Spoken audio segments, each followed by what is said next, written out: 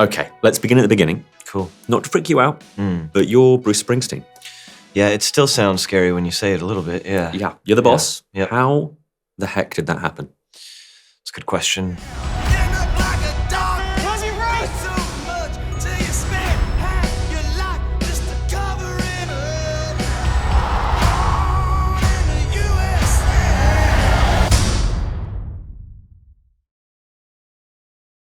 I mean, it started with Nebraska, I suppose, in a way. You know, I'd spoken to Scott Cooper kind of generally. You know, I've been a fan of his for a long time, our writer and director, and we talked about finding something to do together.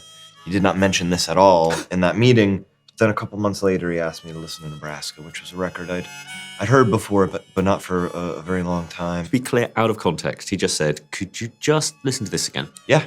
And I gave it a listen, and I started to piece together where we might be, headed here. Everything dies, baby, that's a fact. Maybe everything that dies someday comes back. Put your makeup on, fix your hair pretty, and meet me tonight in Atlantic City. But that album, like the first time I listened to it, had a very profound and deep effect. And like I said, I think I could piece together where we were going, and I called him back, and he said, I'd like to send you, script. It's about Bruce Springsteen. It's about this period in his life when he was making this record, Nebraska. I read it. I agreed after some very, very careful thought, and then began the process of, trying to learn as much as I could about Bruce, spending some time with Bruce, learning the skills necessary to portray Bruce during this point. Singing. Little singing. Movement. Little movement. Harmonica, a little bit of guitar. the old guitar. Yep. All foreign to me at the time of accepting.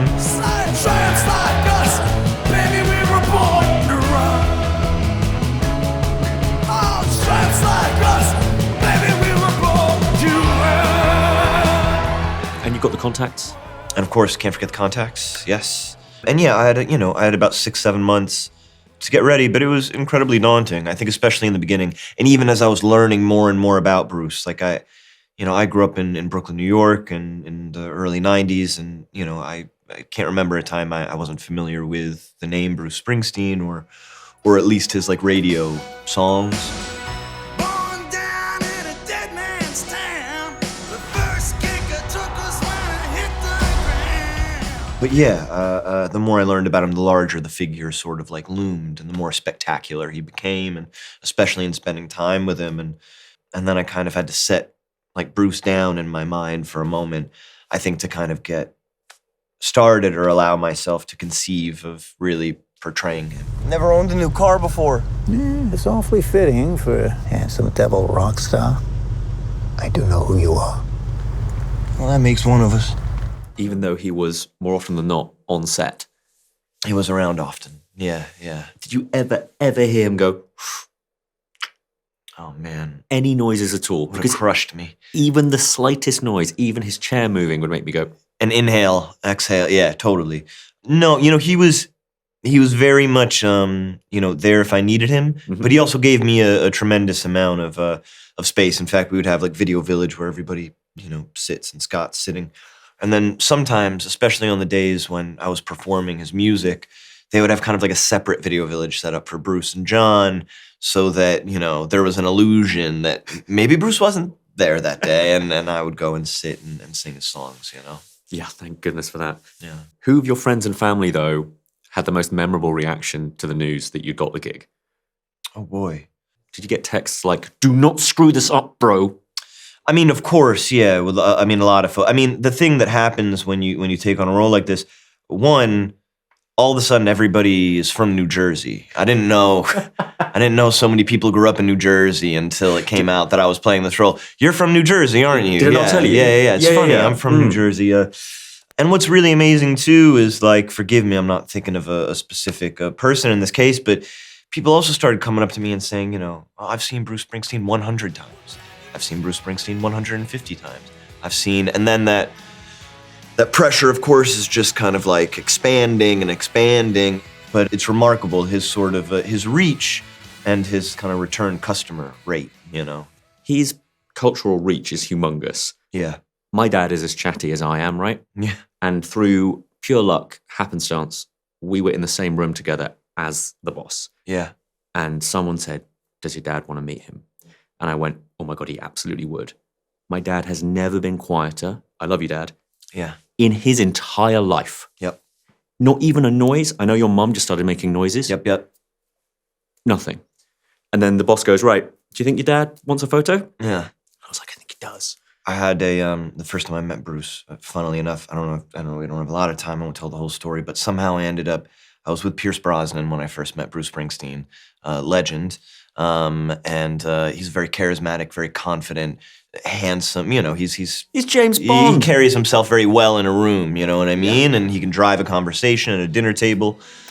So we'd spent the kind of afternoon together with a few other folks, and then when he shook hands with Bruce, again, got a little quiet, turned into a little bit of a teenage, just like it kind of like no matter what, no matter who you are, Bruce kind of, settles you right down. And everyone's trying to not bring up, okay, the B-side of this track means more than you could possibly know.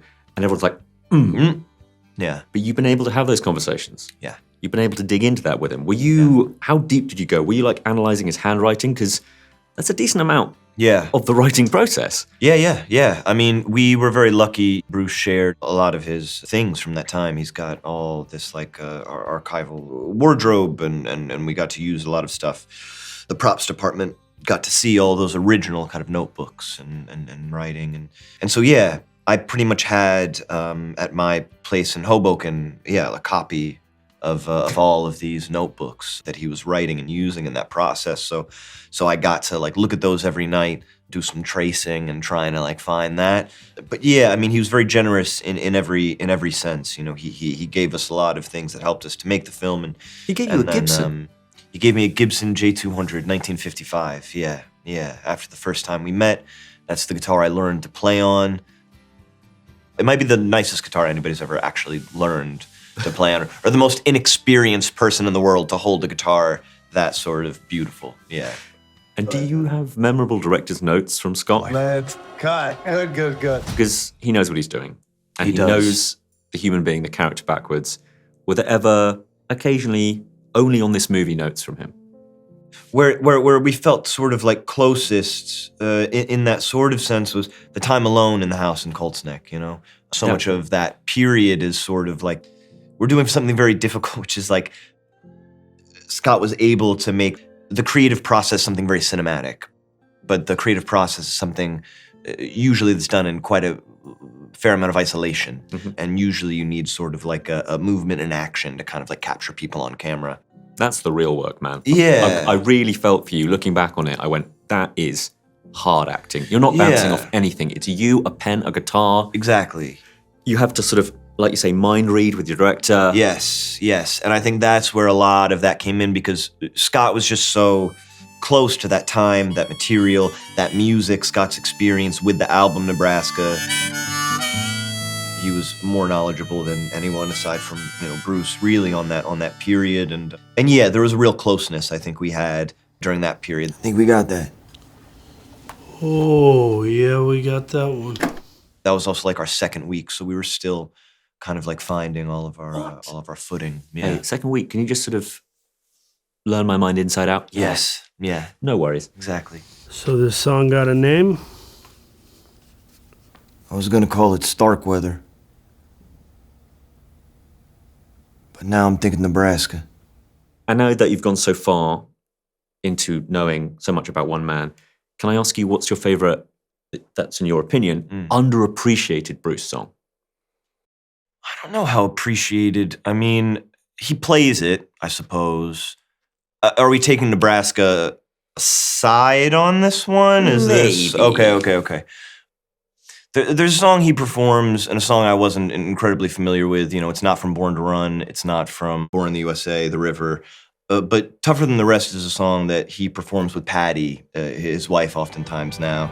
Well, if you're rough and ready for love, honey, I'm tougher than the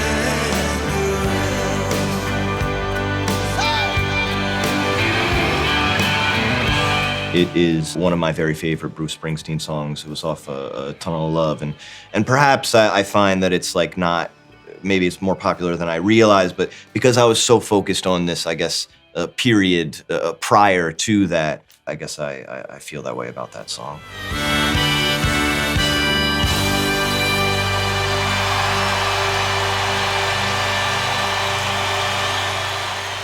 Love that answer. And may I say, weddings must be difficult for you because if they know you're there, the DJ, Yeah. he's banging on Bruce. The boss is going on. Yeah. And you're like, yep, I get it. Yeah. And yeah. then there's all of the amazing soundtrack to The Bear. And yeah. you're like, yeah, I wasn't in Love Story. I got it. Yep. mhm, yeah. but- Yeah.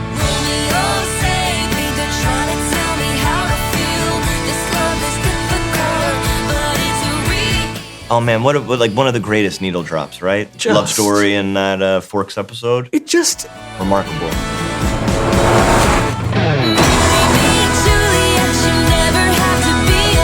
no offense to Taylor Swift at all, but I now think of that more than any performance of hers or the music video because Yeah. it's just, Yeah.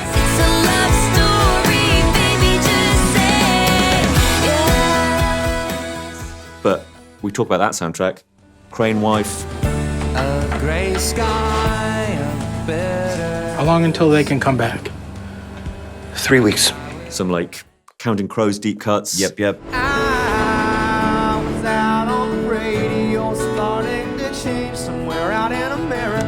Replacements.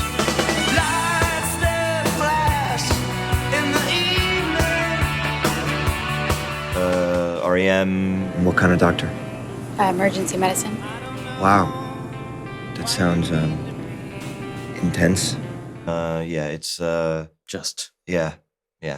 maybe next time, throw him a bone, give the boss, put a couple of tracks on it. Put a couple tracks in there. Just Yeah, come yeah, on. Yeah. He Yeah. needs it, come on. Yeah.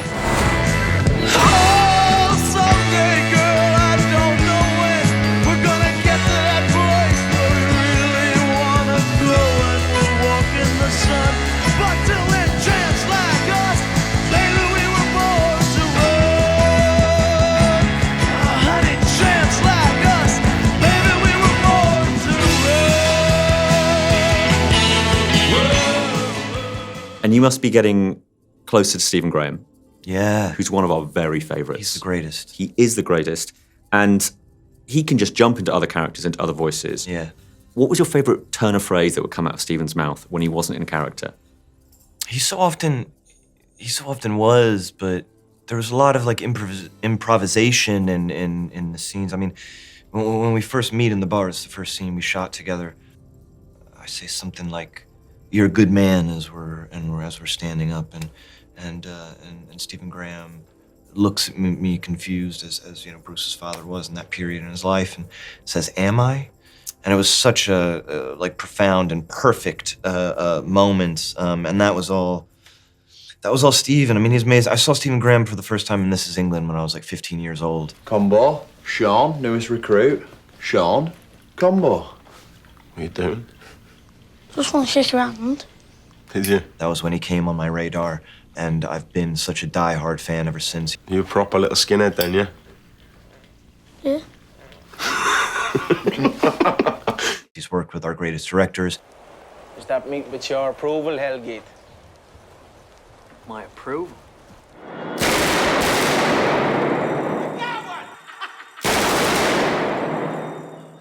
Wait, let me get this straight. So yours is still there. Your $1.5 million, whatever it is, but mine's gone. Yeah. He cares so deeply. He's so gifted. I've spent the morning with him, you know, going on these radio shows, morning shows, and I just I love him so much. I hope I get to work with him over and over. Yeah, he's the best. I adore him. Yeah. Now, I imagine you get a lot of Yes Chef in the street, but as we see in the movie, I'm imagining you might get a bit of the boss. Right. Do people... Bruce. Yeah. What, right, you're like walking down the street and you get Bruce. Yeah. What do you say to that? What reaction is appropriate? It feels wrong. I mean, you know, I've kind of drawn a hard line. You know, some folks and stuff will have records and album covers, and I don't feel comfortable. I'd be like, polite decline. Yeah, that's what I've been doing. I really don't. I don't feel comfortable. I mean, you know, I tried I tried my very best, and I'm proud of this film, and I'm proud of the work that I did. But there's one Bruce. I'd be like contaminating. I'd be like, no. No, exactly. That's how I feel. That's how I feel. This is the guy. Yeah, exactly. And point blank, I'll just ask it. What's your go-to favorite The Boss anecdote? Over all of this adventure you've been on, what's the most, oh my God, I can't believe that happened? In the beginning of the process, I was recording the music.